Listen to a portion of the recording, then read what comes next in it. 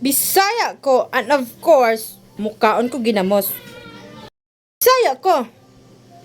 Siyempre, matigas ang Tagalog ko. Ormo ko.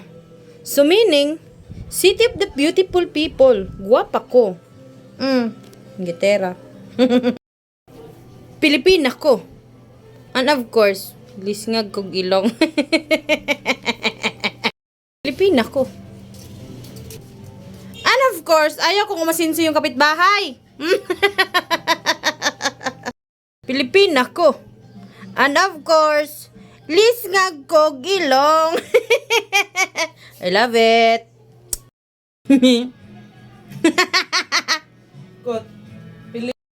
Bisaya ko. And of course, pag masuko ko, mingon kong pisting atay. Bisaya ko, tagaliti ko. Dapat lang mahadlo ka kay barangon ta ka. Bisaya ako. Marites ako. And of course, may kapatid ako Marites din. Ayan ah.